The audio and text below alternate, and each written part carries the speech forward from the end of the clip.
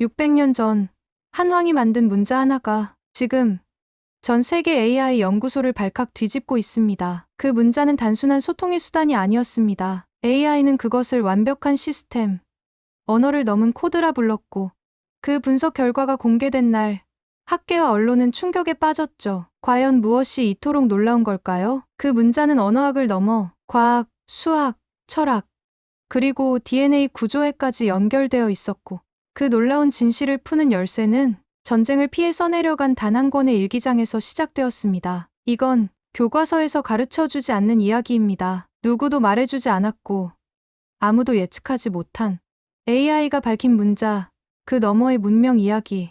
AI는 왜 그 문자를 선택했을까요? 그리고 왜 지금 전 세계가 그 문자를 다시 배우기 시작했을까요? 이제 곧 당신의 상식을 완전히 뒤흔들 이야기의 문이 열립니다. 절대 눈을 떼지 마세요. 잠깐 1초밖에 걸리지 않는 좋아요 버튼 한 번만 눌러주세요. 여러분의 구독과 좋아요는 영상 제작에 큰 힘이 됩니다. 인공지능이 인간의 편견 없이 전 세계 문자를 평가한다면 과연 어떤 문자가 최고로 선택될까요? 2024년 3월 15일 그날의 충격적인 선언을 저는 아직도 생생하게 기억합니다. 구글 딥마인드 본사 7층 회의실에서 터진 이 한마디가 제 인생 전체를 뒤흔들 줄은 그 누구도 상상하지 못했죠.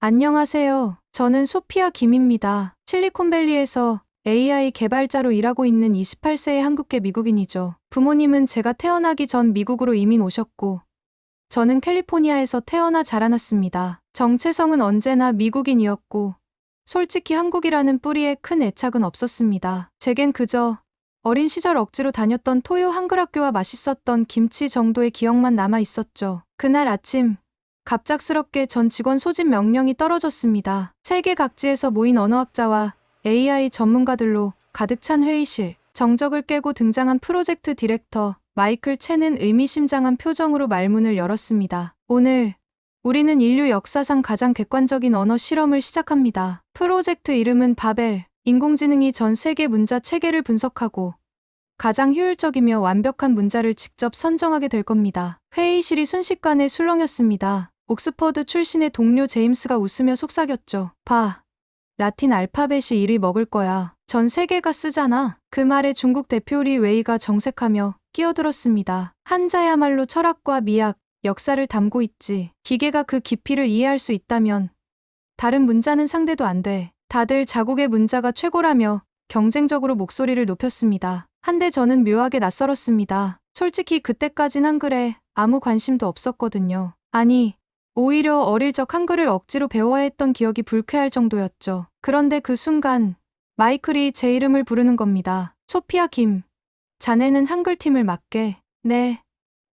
저 한글 못 읽어요. 다른 문자로 배정해 주시면. 그래서 자네가 적임자야. 선입견 없이 진짜 객관적인 평가를 할 수 있겠지. 서울대에서 전문가가 도착할 예정이야. 같이 분석하게. 전 반박할 기회도 없이 한글팀으로 배정됐습니다. 회의실을 나서며 제임스가 웃으며 제 어깨를 두드렸죠. 미안한데 한글은 아마 순위권 근처도 못 갈걸. 사용 인구도 적고 임팩트도 없잖아. 그 말 이상하게 거슬렸습니다. 한글에 애정도 없었던 제가 왜 불쾌했는지 저도 잘 몰랐습니다. 집으로 돌아가는 테슬라 자율주행차 안에서 그런 생각이 들더군요. 진짜로 한글이 그렇게 별 볼 일 없는 문자일까? 그날 밤 어머니에게서 전화가 왔습니다. 소피아야, 다음 주가 할머니 기일이란다. 아, 내 시간 되면 갈게요. 그 말을 하고 전화를 끊고 나서 할머니가 떠올랐습니다. 언제나 한글은 보물이라고 말씀하시던 분. 제가 왜요? 라고 묻자 항상 이렇게 말씀하셨죠. 언젠간 알게 될 거야. 그 문자의 위대함을. 저는 그걸 단순한 향수병쯤으로 여겼습니다. 하지만 이상하게도 그날따라 그 말이 머릿속에 맴돌았습니다. 문득 서랍 깊숙이 넣어둔 할머니의 일기장이 생각났습니다. 꺼내서 펼쳐보니 빛바랜 한글 글씨가 줄줄이 적혀 있었죠. 읽히진 않았습니다. 하지만 그 글자들을 바라보는 순간 이상하게 가슴이 뜨거워졌습니다. 그리고 어느 페이지에서 멈췄습니다. 떨리는 손으로 더듬더듬 읽어본 그 문장. 언젠가 이 아이가 한글의 진짜 가치를 알게 되기를. 그 문장 하나에 갑자기 눈물이 핑 돌았습니다. 그건 할머니가 남긴 마지막 소망 같았고 어쩌면 지금 제가 이 프로젝트에 참여하게 된 이유 같기도 했습니다. 다음 날 마침내 프로젝트 바벨이 시작됐습니다. 수십 개 언어를 동시에 분석하는 AI, 알파링과가 가동되고 전 세계 언어학자들과의 협업이 본격적으로 진행됐습니다. 그리고 마침내 한국에서 파견된 언어학 교수님을 만났습니다. 백발이 성성한 그러나 눈빛만은 반짝이던 그 교수님께서 제게 말씀하셨죠. 한국말은 못하신다고요?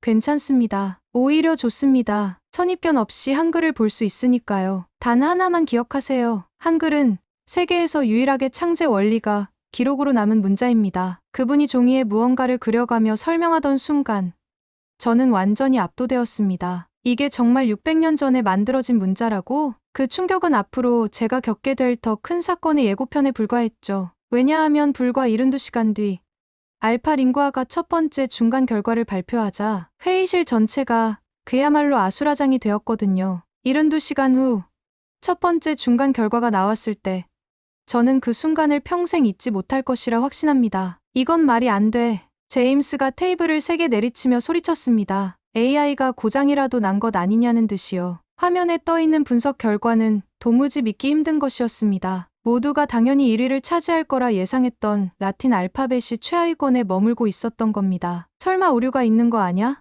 프랑스 대표 소피가 손을 들고 이의를 제기하려던 순간 서울대에서 온 김 교수님이 조용히 말씀하셨습니다. AI는 단순한 데이터 패턴뿐 아니라 사용자의 혼동률, 오용 사례, 심지어 학습 효율성까지 종합적으로 고려했습니다. 예를 들어 영어 단어 though, true, 차우를 보세요. 철자는 거의 같지만 발음은 전부 다르죠. 그제야 저도 이해가 되었습니다. 저도 영어를 모국어처럼 사용하면서도 종종 이 단어 맞게 썼나 헷갈리는 일이 많았으니까요. 하지만 이걸 AI가 결함으로 간주했다는 건 너무나 새로운 관점이었습니다. 다음은 중국팀의 차례였습니다. 5000년 역사를 자랑하는 한자는 어떻게 평가되었을까요? 한자의 인식률은 높은 편입니다. AI가 중립적인 목소리로 말했습니다. 하지만 구조적으로 조합 가능성이 매우 낮습니다. 새로운 개념이 등장할 때마다 전혀 다른 문자가 필요합니다. 확장성과 유연성이 떨어지는 것으로 평가됩니다. 리 웨이의 얼굴이 창백해졌습니다. 옆에 앉은 일본의 사토 역시 고개를 숙였습니다. 일본어는 가나,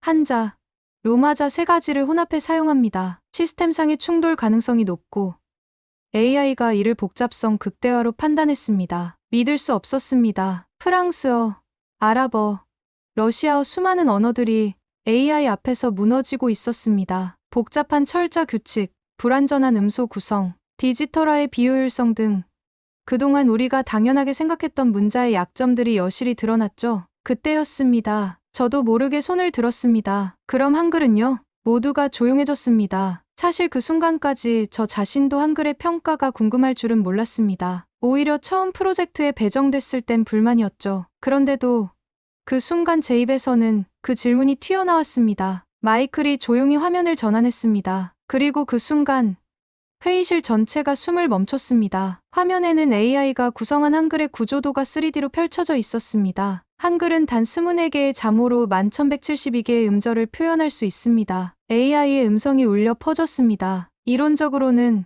조합 가능한 소리의 수는 무한대에 가깝습니다. 그 자리에 있던 모두가 말을 잃었습니다.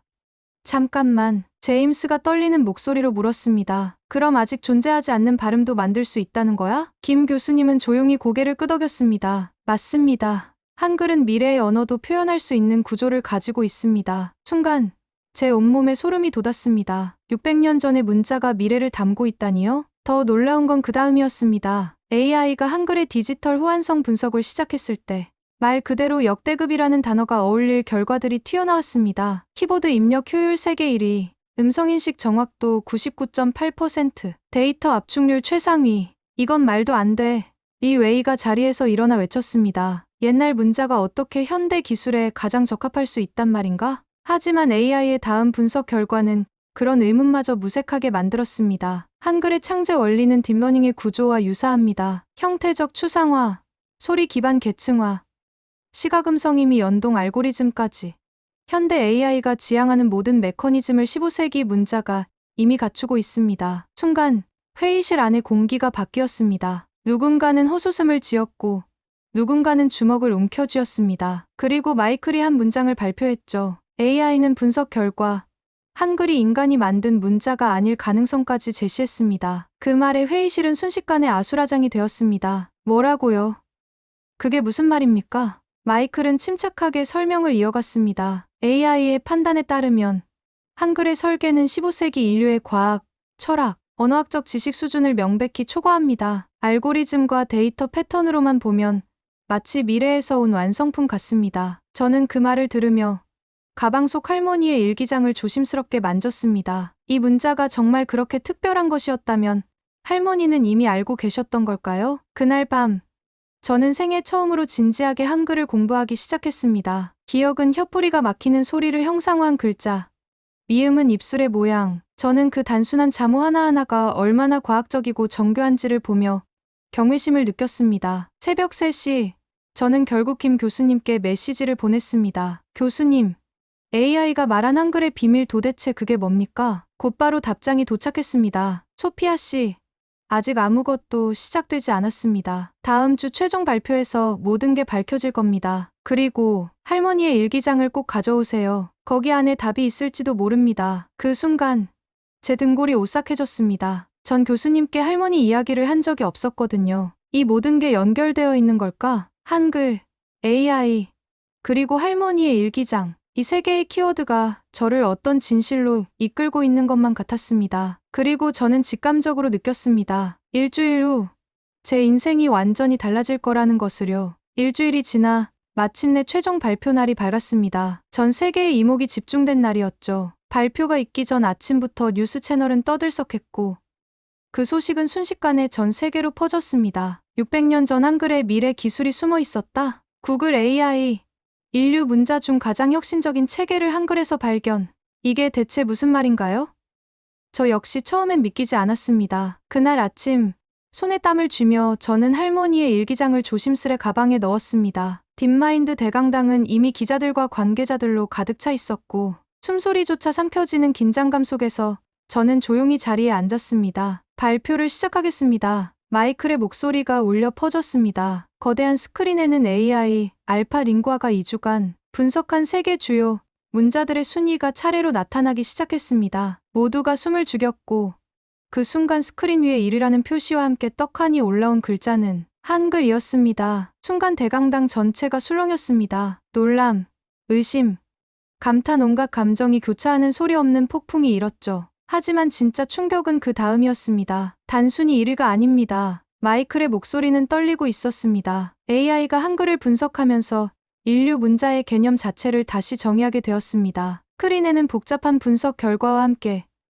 AI가 발견한 내용을 요약한 그래프와 수치들이 펼쳐졌습니다. 첫째, 한글의 자음 체계는 인간 발성 기관의 구조와 100% 일치합니다. 이는 1940년대의 엑스레이를 통해서야 밝혀진 사실인데요. 세종대왕께서 어떻게 1443년에 이 구조를 파악하신 걸까요? 관객석에서 놀란 숨소리가 새어나왔습니다. 저 역시 입을 다물 수 없었습니다. 그러나 더 큰 놀라움은 이어졌습니다. 둘째, 한글의 모음 결합 원리는 현대 인공지능의 딥러닝 알고리즘과 유사합니다. 단어의 조합, 맥락 인식 방식이 AI 학습 구조와 거의 동일하다는 것이죠. 그때였습니다. 같은 프로젝트 팀의 제임스가 자리에서 벌떡 일어났습니다. 그건 단순한 우연입니다. 그는 흥분한 목소리로 외쳤죠. 그럴 수도 있습니다. 마이클은 침착하게 답했습니다. 하지만 마지막 세 번째 발견을 보시면 생각이 달라지실 겁니다. 스크린이 바뀌며 한글 자모 체계와 AI 인코딩 시스템의 구조도가 나란히 나타났습니다. 놀랍게도 초성중성종성의 결합 방식이 AI의 인코딩 디코딩 구조와 거의 일치하고 있었습니다. 순간 제 옆에 앉아 계시던 김 교수님께서 자리에서 조용히 일어나셨습니다. 잠시만요. 이걸 보셔야 합니다. 교수님께서는 조심스럽게 오래된 문서를 꺼내셨는데 그것은 다름 아닌 훈민정음 해례본의 일부였습니다. 여기에 세종대왕께서 직접 쓰신 문장이 있습니다. 하늘과 땅과 사람의 소리를 본떠 만들었으니 이는 만물의 이치를 담은 것이라. 단순한 철학적 문장으로 보이십니까? 그리고 교수님은 또 다른 분석 결과를 보여주셨습니다. 한글의 구조엔 프랙탈 패턴이 숨어 있습니다. 작은 부분이 전체를 닮은 자기 유사성.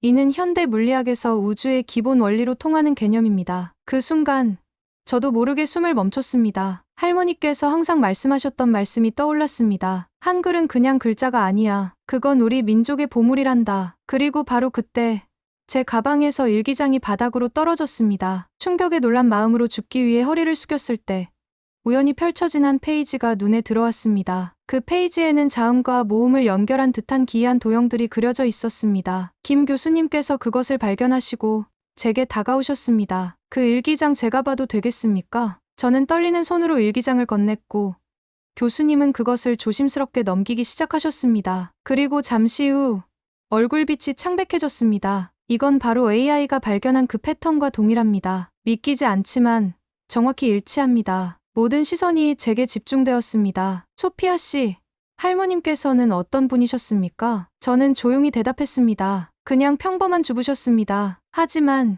늘 한글을 아끼시며 저에게 꼭 배우라고 하셨어요. 교수님은 다음 페이지를 열었고 날짜가 적혀 있었습니다. 1950년 6월 24일. 한국전쟁 발발 하루 전입니다. 그리고 그날의 일기가 읽혀졌습니다. 오늘도 아이들에게 한글을 가르쳤다. 일본인들이 우리말을 금지했지만 나는 포기할 수 없다. 한글은 단순한 글자가 아니다. 우리 민족의 미래가 담겨 있다. 언젠가 이 비밀을 아는 사람이 나타날 것이다. 저는 참았던 눈물을 흘릴 수밖에 없었습니다. 할머니는 일제강점기 시절 비밀리에 아이들에게 한글을 가르치셨던 분이셨습니다. 그때 AI가 갑자기 새로운 분석을 시작했습니다. 일기장 속 도형을 인식한 것이었습니다. 패턴 분석 완료, 메시지 발견, 스크린에 한글로 된 문장이 천천히 나타났습니다. 내 손녀 소피아에게 내가 이걸 읽고 있다면 때가 온 것이다. 한글은 우리가 미래 세대에게 전하는 선물이다. 문자가 아니라 지혜의 열쇠다. 내가 두 세계를 이어줄 다리가 되어라. 저는 무릎을 꿇었습니다. 할머니께서 이 모든 것을 예견하셨던 걸까요? 그날의 발표가 끝난 뒤 전 세계는 말 그대로 한글 열풍에 휩싸였습니다. 방송국은 AI가 선택한 문자라는 타이틀을 걸고 특별 다큐를 제작했고 세계 각국의 언어학습 플랫폼에는 코리안이 실시간 인기 검색어 1위에 올랐습니다. 하지만 세상의 반응이 아무리 뜨거워도 제게는 그보다 훨씬 더 본질적인 질문이 남아 있었습니다. 이 문자를 이토록 위대하게 만든 건 도대체 무엇이었을까요? 카페 한쪽 구석, 발표 직후 커피를 마시며 조용히 앉아있던 저에게 제임스가 말을 걸었습니다. 소피아, 이제 어떻게 할 거야? 저는 잠시 생각에 잠겼다가 조심스럽게 가방을 열었습니다. 그 안에는 할머니의 일기장이 있었습니다. 지금까지 저를 이끌어온 이야기의 시작이자 이 세상의 누구보다 조용히 그러나 단단하게 한글을 지켜온 한 사람의 기록이었죠. 모르겠어요. 하지만 이제 진짜 시작해야 할 것 같아요. 저는 그렇게 대답했습니다. 그날 밤 저는 일기장을 처음부터 끝까지 읽었습니다. 김 교수님의 도움 덕분에 이제는 모든 한글을 직접 해석할 수 있었고 마치 할머니의 목소리가 귓가에 들리는 것처럼 생생하게 읽을 수 있었습니다. 1950년 6월 25일, 전쟁이 시작됐다. 하지만 나는 계속 아이들을 가르칠 것이다. 폭탄이 떨어져도 한글은 살아남아야 한다. 1951년 3월 10일, 학교가 사라졌다. 하지만 우리는 방공호 안에서 땅바닥에 손가락으로 글자를 쓰며 공부했다. 1952년 8월 15일, 10살 소년이 처음으로 자기 이름을 한글로 썼다. 그 아이의 눈빛을 나는 잊을 수 없다. 글자를 아는 것은 인간이 되는 것이다. 저는 오열하고 말았습니다. 이 문자가 이토록 살아있는 이유는 누군가 그것을 목숨을 걸고 지켜냈기 때문이라는 걸 깨달았으니까요. 그때였습니다. 마이클에게서 전화가 걸려왔습니다. 소피아, 구글에서 새로운 프로젝트 제안을 했어. 한글 기반 AI 언어 모델을 이끌어주지 않겠어? 놀라운 제안이었지만 저는 오히려 차분하게 말했습니다. 마이클, 역제 안 해도 될까요? 물론이지. 뭔데? 한글 보존 AI를 만들고 싶어요. 효율적인 언어 모델이 아니라 이 문자에 담긴 정신과 이야기를 보존하고 전파하는 인공지능이요. 잠시 정적이 흘렀고 마이클은 낮고 진지한 목소리로 물었습니다. 그게 수익성이 있을까? 그건 중요하지 않아요. 할머니 세대가 지켜낸 건 단순한 문자가 아니에요. 그건 우리의 정체성이자 민족의 기억이었어요. AI가 아무리 한글을 최고라고 평가해도 그 안에 담긴 사람들의 이야기가 없다면 의미 없잖아요. 며칠 후 뜻밖에도 한국 정부와 여러 IT 기업들이 저희 프로젝트에 깊은 관심을 보였고 한글 스토리 AI 프로젝트가 정식으로 출범하게 되었습니다. 우리는 단지 데이터를 저장하는 것이 아닙니다. 저는 첫 회의에서 이렇게 말했습니다. 우리는 세대를 넘어 전해진 감정과 이야기, 그 정신을 이어가는 AI를 만드는 것입니다. 그때부터 정말 놀라운 일이 벌어졌습니다. 세계 곳곳에 살고 있는 한인들과 외국인들이 자발적으로 자신의 한글 이야기를 보내오기 시작한 것이죠. LA의 80대 할아버지 6.25 전쟁 당시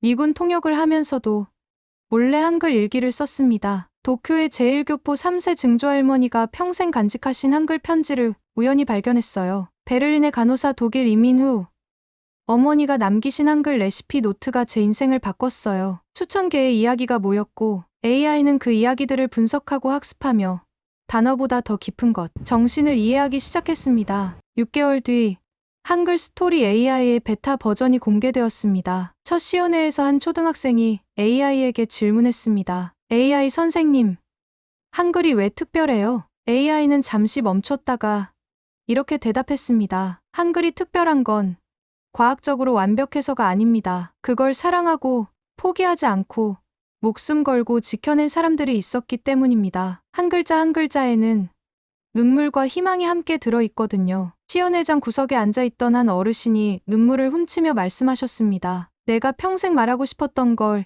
이 AI가 다 해주는구나. 저는 한글날을 맞아 문화체육관광부 장관상을 수상하게 되었습니다. 시상식장에서 저는 마이크 앞에 서서 이렇게 말했습니다. 저는 한글을 몰랐던 한국계 2세였습니다. 하지만 할머니의 일기와 한글 스토리 AI를 통해 저는 단지 문자가 아니라 문명과 사람을 배웠습니다. 한글은 세계 최고의 문자입니다. AI가 인정해서가 아니라 그것을 지켜온 사람들의 이야기 때문입니다. 무대를 내려오는데 한 할머니께서 제 손을 꼭 붙잡으셨습니다. 소피아 양, 정말 고마워요. 내 친구 순자가 천국에서 참 기뻐할 거요. 순자요? 그래요. 당신 할머니 친구였소. 같이 비밀리에 한글 학교를 운영하던 그분이었지. 그 순간 저는 깨달았습니다. 할머니는 결코 혼자가 아니었다는 걸. 수많은 이름 없는 영웅들이 함께 이 문자를 지켜내고 있었다는 거요. 지금 저는 실리콘밸리와 서울을 오가며 한글 스토리 AI를 운영하고 있습니다. 이제는 전 세계 100만 명이 넘는 사람들이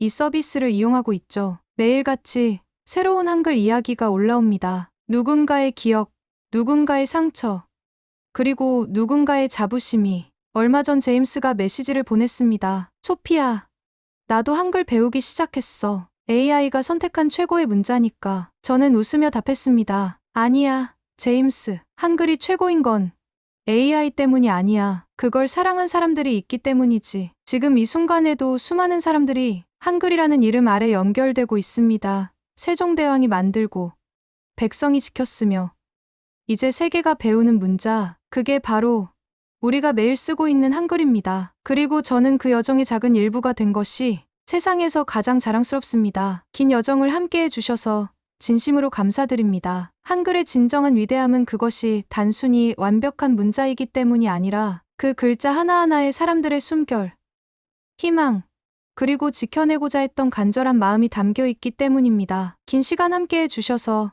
진심으로 감사드립니다. 더 좋은 이야기, 더 따뜻한 감동으로 다시 찾아뵙겠습니다.